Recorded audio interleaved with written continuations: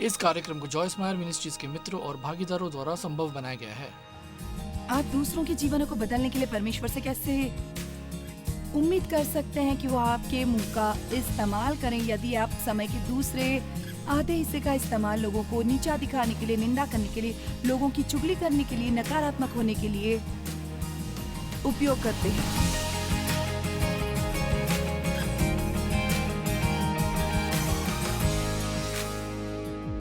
शब्द सामर्थ के लिए बर्तन की तरह है, बिल्कुल इस गिलास की तरह जिसमें पीने के अलग अलग प्रकार के पेय पदार्थ डाले जा सकते हैं। हमारे शब्द बहुत सी अलग अलग प्रकार की बातों को समाहित कर सकते हैं और दूसरों तक पहुंचा सकते हैं। शब्दों में रचनात्मक शक्ति निहित होती है। परमेश्वर ने कहा उजियाला हो और उजियाला हो गया। परमेश्वर ने जो कुछ बनाया उन्हें हम शब्दों के साथ देखते हैं, तो शब्द में रचनात्मक शक्ति निहित होती है। बाइबल में यही लिखा है कि परमेश्वर ने सोचा कि वहाँ उजियाला हो और वहाँ उजियाला हो गया। परमेश्वर ने कहा उजियाला हो और उजियाला हो गया। तो बाइबल के एकदम शुरुआत में हम देखते हैं, जो मुझे लगता है जो हम कह सकते हैं वो है नमूना की चीज़ों को कैसे करना है। तो आपका मुंह रचनात्मक शक्ति से भरा हुआ हो सकता है, जिससे आप खुद की ज़िंदगी के अलावा उन लोगों की ज़िंदगी के बारे में जिनसे आप प्रेम करते हैं, अपने शहर, संसार के बारे में बोलते हैं। अपने मुंह से आप शत्रु के विरुद्ध बोल सकते हैं। आप अपने जीवन में उनकी कार्रवाई को रोक सकते हैं। परमेश्वर का वचन बोलकर शैतान ने यीशु से बात की और लूका 4 में बाइबल में लिखा है शैतान ने यीशु से कहा और यीशु ने उस शैतान से कहा और वो उसे पलटकर एक शास्त्रांश का हवाला देंगे। मुझे नहीं पता कि आप में से कितने हैं जो पलटकर शैतान से बात करते हैं, पर यदि आपको कभी किसी ने ऐसा करने के लिए नहीं कहा है तो आप पलटकर शैतान का जवाब देना शुरू कर दीजिए। वो आपसे बात करता है तो आप पलटकर जवाब दीजिए। उसके प्रति सावधान रहें जो आप अपने भविष्य के बारे में कहते हैं। अपने भविष्य की भविष्यवाणी करें, उसकी घोषणा करें जो आप अपने जीवन में होते हुए देखना चाहते हैं और जो परमेश्वर कहते हैं कि हो सकता है, बजाय बस भयभीत होने के बारे में बात करने के कि वो सब कुछ आपके साथ और ज़्यादा होने वाला है जो आपके साथ हमेशा होता था, और क्या होने वाला है वो परमेश्वर आपको बता देगा। तो आप उसके बारे में चिंता ना करें, आप ज़्यादा ना सोचें। आमीन। ठीक है। नीति वचन 10:19, जहाँ बहुत बातें होती हैं वहाँ अपराध भी होता है, परंतु जो अपने मुंह को बंद रखता है वो बुद्धि से काम करता है। अब हम इस सप्ताहांत बात करें अनुशासन और आत्मनियंत्रण के बारे में, तो इसमें लिखा है कि यदि आप संयम रखते हैं या अनुशासित हैं या अपने शब्दों को नियंत्रण में रखते हैं तो बुद्धि से काम करने वाले इंसान हैं, और इसका मतलब है कि आप उस शक्ति के एक अच्छे प्रबंधक हैं जिसे परमेश्वर ने आपको शब्दों में दिया है। मैं इसे कई अलग अलग तरीकों से कह सकती हूँ, पर मेरे पास एक ख़ास तरीका है जिससे आज मैं इसे सिखाना चाहती हूँ, और ये इस बारे में है कि आपके शब्द आपके जीवन पर परमेश्वर के अभिषेक को कैसे प्रभावित करते हैं। अब जब मैं पहली बार बाइबल की संजीदा छात्र बनी और मैं ऐसा होने से बहुत पहले चर्च में गई थी, मैं संभवतः इससे पहले नियमित रूप से 7, 8, 9 साल तक चर्च गई थी। मैंने परमेश्वर से प्रेम किया और मैं नए सिरे से जन्मी थी। मुझे अनुग्रह द्वारा उद्धार मिला था। मुझे पता है मैं स्वर्ग चली जाती, पर मैं परमेश्वर के साथ मेरे संबंध में सचमुच गंभीर नहीं थी। पता है मैं बहुत से लोगों के बारे में सोचती हूँ जो परमेश्वर को अपने जीवन में चाहते हैं। वे सुनिश्चित करना चाहते हैं कि वे नरक नहीं जाने वाले, पर वे परमेश्वर के लिए नहीं जी रहे हैं। ऐसा नहीं है कि यही उनका जीवन है। और पौलुस ने कहा मेरे जीवन का अर्थ है मसीह और मृत्यु का अर्थ है एक उपलब्धि। मत्ती में लिखा है कि इसलिए सबसे पहले परमेश्वर के राज्य और तुमसे जो धर्म भावना वो चाहता है उसकी चिंता करो, तो ये सब वस्तुएं तुम्हें दी जाएंगी। तो परमेश्वर एक व्यवसाय नहीं है, वो हमारे जीवन में मुख्य चीज़ होने चाहिए। तो मेरे पास परमेश्वर थे, पर चले बस कह ले उन्होंने मुझे अपने पास नहीं रखा। आप में से कितने जानते मैं क्या कह रही हूँ? ओके, वो मेरे पास थे। मैं स्वर्ग जाना चाहती थी, मैं स्वर्ग जाना चाहती थी, मैं प्रार्थना करती थी, पर मैंने अपने जीवन को उनके सामने समर्पित नहीं किया था। तो जब मैंने सचमुच गंभीरता से परमेश्वर के वचन का अध्ययन करना शुरू किया, एक बात थी जो उस समय हो रही थी पिछले 70 के दशक में, वो थी पवित्र आत्मा की जबरदस्त बाढ़ पूरी पृथ्वी पर। ये बस एक स्थान पर नहीं थी, या एक संप्रदाय पर, या किसी एक छोटे से समूह पर ये असल में पूरी दुनिया में हो रही थी। और परमेश्वर अलग अलग समय पर पूरे इतिहास में ऐसा करते हैं जो कहलाता है पुनरुत्थान। यही समय है जब कुछ समय के लिए परमेश्वर प्रकट होते हैं और दिखाते हैं, और ये कलीसिया को पुनर्जीवित करता है। और हम इसमें हर समय नहीं रहते, पर मैं शुक्रगुजार हूँ कि मुझे इसका हिस्सा होने का मौका मिला, क्योंकि मेरा जीवन बहुत गहराई से प्रभावित हुआ था। साथ ही एक ऐसा समय था जैसे लगता था कि पवित्र आत्मा लोगों को एक अनुग्रह प्रदान कर रहा हो वचन से प्रेम करने के लिए। प्रेम प्रेम प्रेम, मेरा मतलब है ये पूरी तरह से अभिषेक था। 3-3.5 घंटे की चर्च सर्विस पाने का। मेरा मतलब है आज पता है आप अंदर जाते हैं, बाहर आते हैं, आपके पास एक ही सुबह 3 या 4 चर्च सर्विसेज होती हैं, और सब कुछ ऐसा होता है जैसे 10 मिनट का ये, 5 मिनट का वो। और पता है मैं समझती हूँ कि जीवन में हमारे पास अलग अलग समय में सुनने के लिए अलग अलग कान होते हैं, पर मैं आपको बताना चाहूँगी आज बहुत से लोग ऐसे नहीं हैं जो 3.5 घंटे की चर्च सर्विस को बर्दाश्त कर पाए। तो यह ख़ास समय था, और मेरा मानना यह है कि वहाँ एक ख़ास अभिषेक था। वहाँ पूरा सप्ताह बिताना कुछ भी नहीं था जिसे हम कहते हैं कैंप मीटिंग, जहाँ शायद आप 3 बार 7 दिन लगातार जाते हैं, और कई बार तो पुनरुत्थान के पूरे महीने भी, और हम बस ऊबते नहीं थे। मेरा मतलब है हम बस वचन से प्रेम करते हैं। खैर, उनमें से एक बात जो हम शिक्षा के बारे में सुनते थे, जिसके बारे में आज हम बहुत ज़्यादा नहीं सुनते हैं। अब जब मैं कहती हूँ अभिषेक, शायद यहाँ कुछ लोग हों उन्हें उसके बारे में पता ना हो कि किसके बारे में बात कर रही हूँ। तो अभिषेक क्या है? अभिषेक है हमारे जीवन में और हमारे जीवन पर परमेश्वर की उपस्थिति, उनकी सामर्थ्य। और कई बार हमारा अभिषेक किया जाता है कुछ खास चीज़ों के लिए, तो एक विश्वास के रूप में हमारे जीवन पर एक सामान्य अभिषेक है। फिर भी परमेश्वर हमें अभिषेक प्रदान कर सकते हैं खास चीज़ों के लिए। मैं एक बाइबल शिक्षक के रूप में अभिषेक प्राप्त हूँ। इसका मतलब है कि परमेश्वर ने हमें बुलाया और लैस किया है इसे करने के लिए।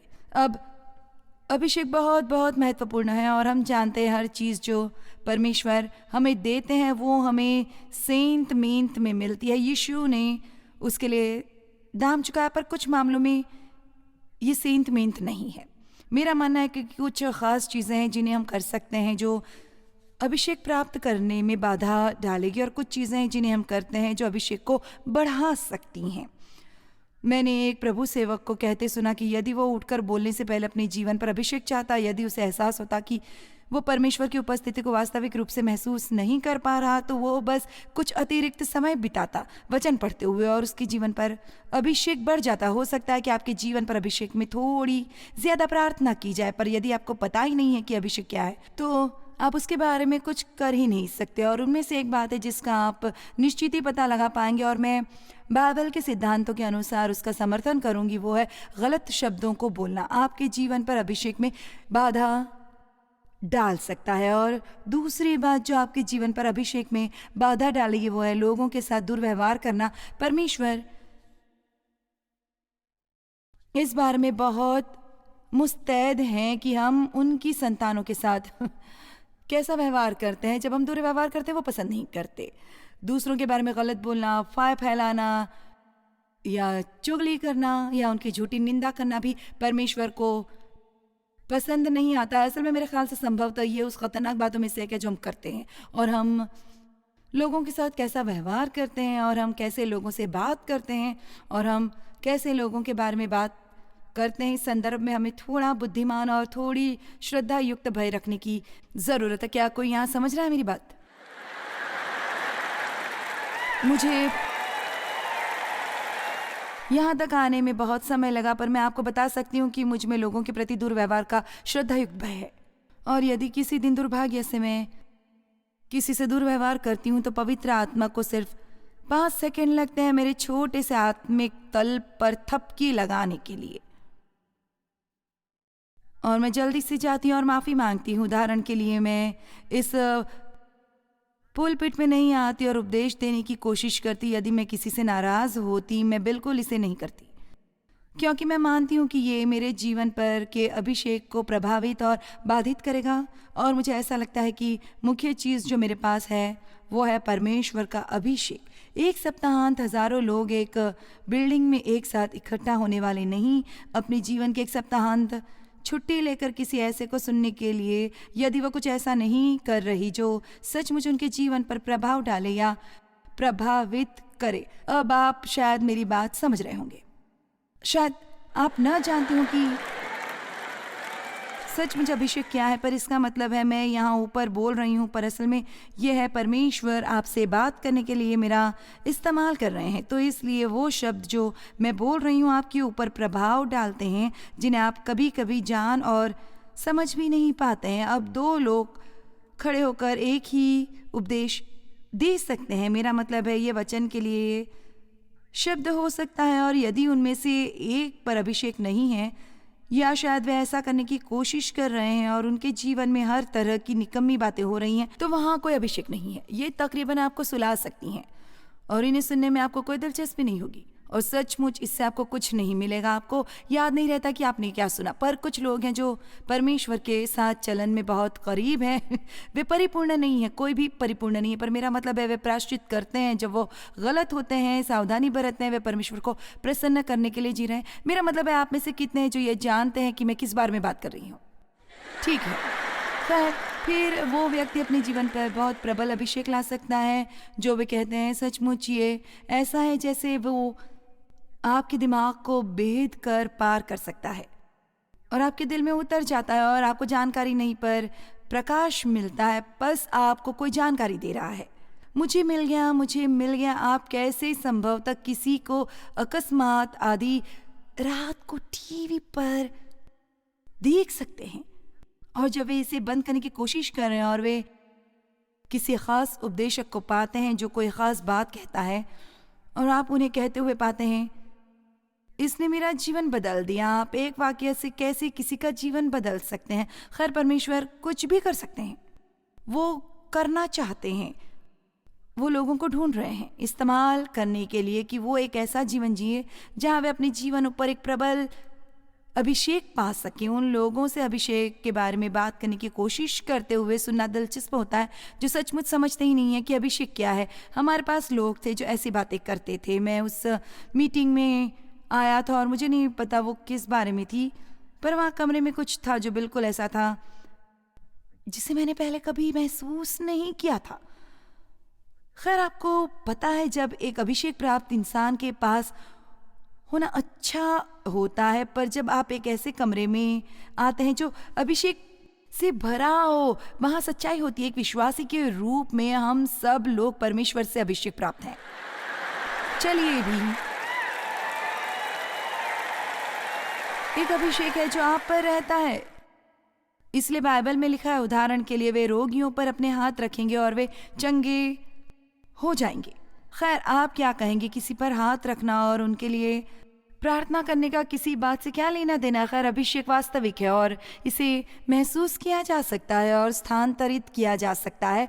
तो मेरे ख्याल से हमें उसे ज़्यादा से ज़्यादा करते रहने की ज़रूरत है जो बाइबल में लिखा है, बजाय उसके जो हम करते हैं। आप किसके बारे में बात कर रही हैं? खैर सबसे पहले यीशु अभिषेक प्राप्त है, तो उनका अभिषेक उनके पिता द्वारा किया गया। वहाँ पिता परमेश्वर है और वहाँ यीशु है जो परमेश्वर है और पवित्र आत्मा है जो परमेश्वर है। हम इस तरह की गणित नहीं समझते हैं, पर एक परमेश्वर तीन व्यक्तित्व मैं इसे अपने मन से समझ नहीं पाती हूँ, पर मैं समझती हूँ और हम इसके साथ बंधुत्व रख सकते हैं और हम तीनों दैवीय व्यक्तित्व के साथ संबंध रख सकते हैं और वे प्रत्येक हमारे लिए कुछ करते हैं। जब यीशु चले गए, आकाश से ऊपर चढ़ गए, उन्होंने हमें अकेला नहीं छोड़ा। उन्होंने कहा मैं तेरे साथ रहूँगा हमेशा। खैर जो उन्होंने किया वो था उन्होंने पवित्र आत्मा को भेजा, यानी अभिषेक को, परमेश्वर की उपस्थिति को। परमेश्वर का आत्मा परमेश्वर की उपस्थिति है। उन्होंने पवित्र आत्मा को भेजा अपने प्रतिनिधि के रूप में उनके स्थान पर काम करने के लिए, और उन्होंने कहा वो तुम्हारे साथ रहा है पर अब वो तुम्हारे अंदर रहेगा। चलो भी इसे थामे रखो, अब वो तुम्हारे अंदर रहेगा। उन्होंने विश्वासियों को ऊपरी अटारी में जाकर बाट जोने के लिए कहा जब तक कि पिता की वो प्रतिज्ञा जो उन्होंने की है पूरी न हो जाए। और पिता की ओर से जो प्रतिज्ञा वो थी, जब पिंतेकुस्त के दिन पवित्र आत्मा स्वर्ग से नीचे उतरा, जैसा कि प्रेरितों के काम अध्याय 2 में दर्ज है। अब मुझे नहीं पता कि धर्म उन कमाल की बातों को छिपाने की कोशिश क्यों करता है जो प्रेरितों के काम अध्याय 2 में हुए, पर मेरा मतलब है जब वे ऊपरी अटारी में इंतजार कर रहे थे, अचानक, मुझे आपके बारे में नहीं पता, पर मैं अपने जीवन में अचानक का इस्तेमाल कर सकती हूँ। चलिए भी, अचानक भयंकर आंधी का शब्द आया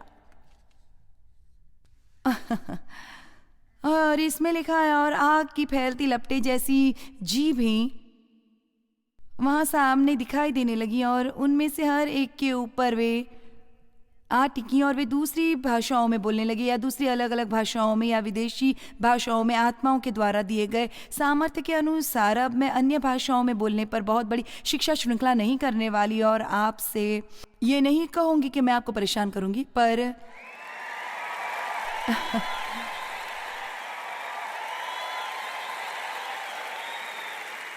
मैं बस आपको बता दूं, बस आपने किसी बात का अनुभव नहीं किया इसका मतलब ये नहीं कि वो बात सत्य नहीं है।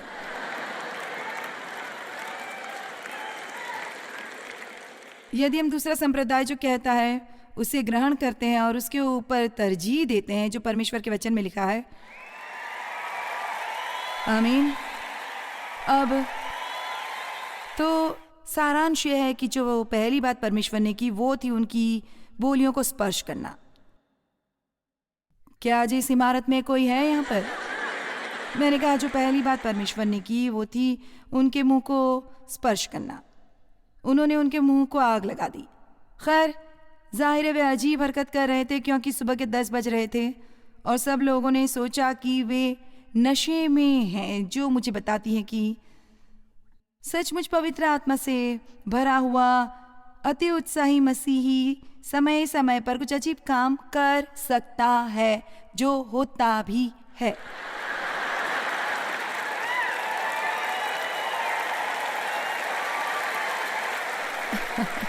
अब मुझे नहीं लगता कि हमें बस दुनिया में बाहर निकलना होगा और ये देखना होगा कि हम विचित्र हो सकते हैं। हमें कॉमन सेंस इस्तेमाल करने की, नियंत्रण करने की और ध्यान देने की ज़रूरत है कि हम किसके इर्द गिर्द हैं। पर निचोड़ ये है कि यीशु इसलिए नहीं मरे कि हम दुखदाई विश्वासी बनकर जीते रहें। वो हमारे लिए मरे ताकि हम, मेरा मतलब है, एक जीवंत सामर्थी आत्मा से भरा हुआ उत्साही विजयी बहुतायत का जीवन पा सकें।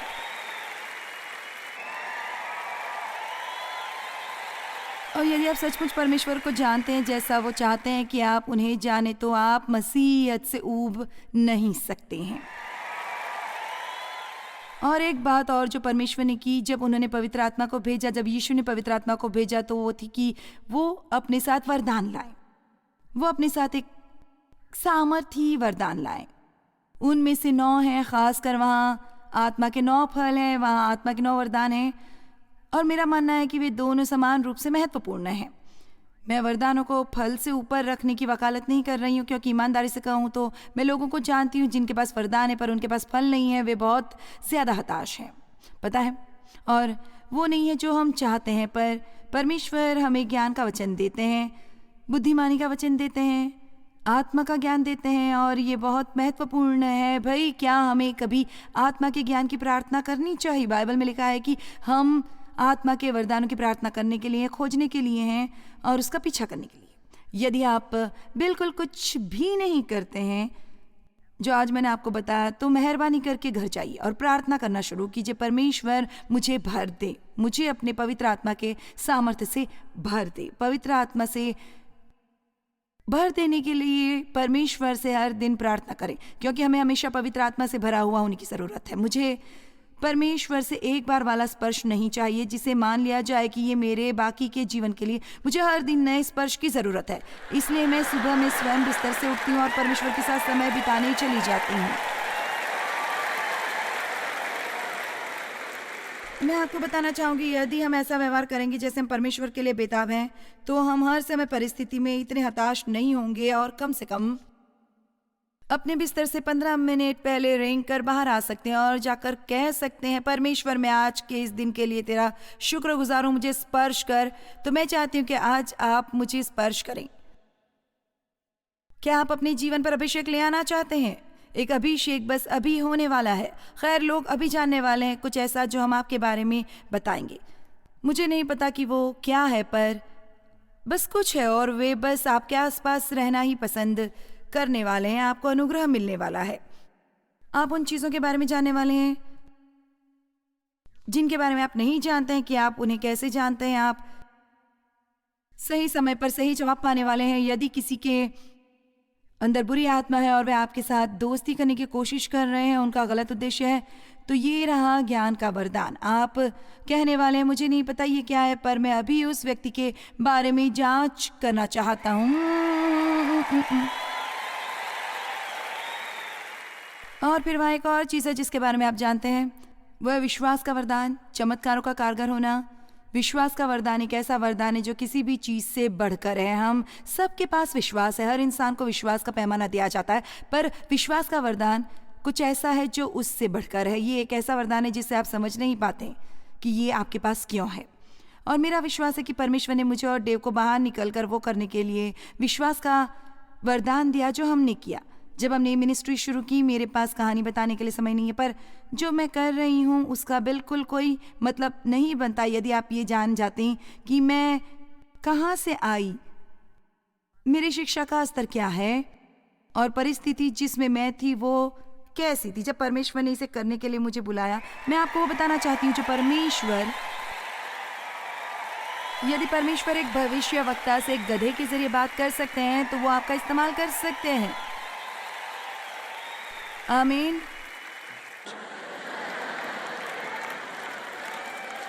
आप दूसरों के जीवनों को बदलने के लिए परमेश्वर से कैसे उम्मीद करते हैं कि वो आपके मुंह का इस्तेमाल करे? यदि आप समय के दूसरे आधे हिस्से का इस्तेमाल लोगों को नीचा दिखाने के लिए, लोगों की निंदा करने के लिए, लोगों के बारे में चुगली करने के लिए, नकारात्मक होने के लिए उपयोग करने का प्रयास करने जा रहे हैं, तो चलिए भी, तो हमारे शब्दों का बहुत ज़्यादा सरोकार है हमारे जीवन पर अभिषेक से। और दूसरे वरदान है भविष्यवाणी, बोलियां, बोलियों की व्याख्या।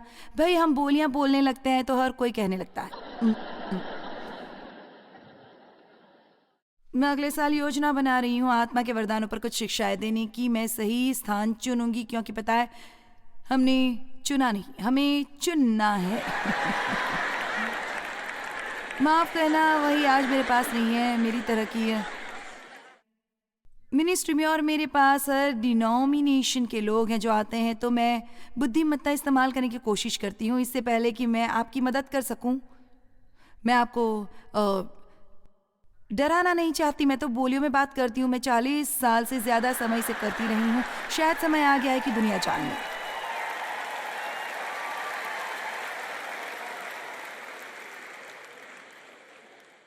आप कहते हैं मैं उसे समझ नहीं पाता हूँ। खैर, मैं भी नहीं, पर बाइबल में लिखा है जब आप बोलियों में बात करते हैं तो आप अपनी उन्नति करते हैं और अपने आप को विश्वास में मजबूत करते हैं। आमीन। तो ये एक अलौकिक वरदान है। आप अलौकिक बातों की व्याख्या नहीं कर सकते। तो वहाँ कुछ खास लोग हैं जो कहने की कोशिश करते हैं कि आरंभिक कलीसिया के साथ वो वरदान चले गए। यदि उन्हें उनकी ज़रूरत होती तो आखिर ऐसा क्यों है? क्या हमें आज इसकी ज़रूरत है? मेरा मतलब है, माय गुडनेस, बाइबल में ऐसा कुछ नहीं है जिसमें लिखा हो कि वे आरंभिक कलीसिया के साथ चले गए।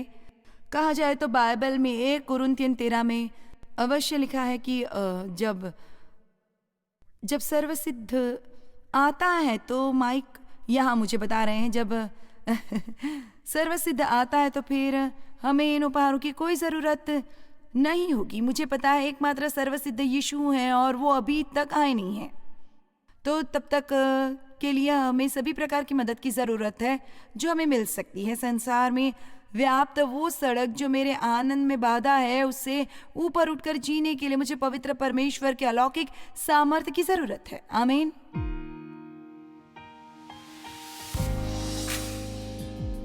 यदि हम अपने जीवन के पवित्र आत्मा के सामर्थ्य का और ज्यादा अनुभव करना चाहते हैं तो हमें अपने शब्दों के महत्व को समझने की जरूरत है। गलत या नकारात्मक शब्दों का बोलना उसकी पूरी सामर्थ्य को हमारे जीवन में काम करने से रोक सकता है, पर उसे कहना सीखना जो परमेश्वर हमारे स्वयं के बारे में और दूसरों के बारे में कहते हैं, हमारे जीवनों में उनके सामर्थ्य को बढ़ा देगा और हमें चुनना पड़ता है। पता है, आप अपने शब्दों को चुन सकते हैं और इसे आपको बहुत सावधानी से चुनने की जरूरत है।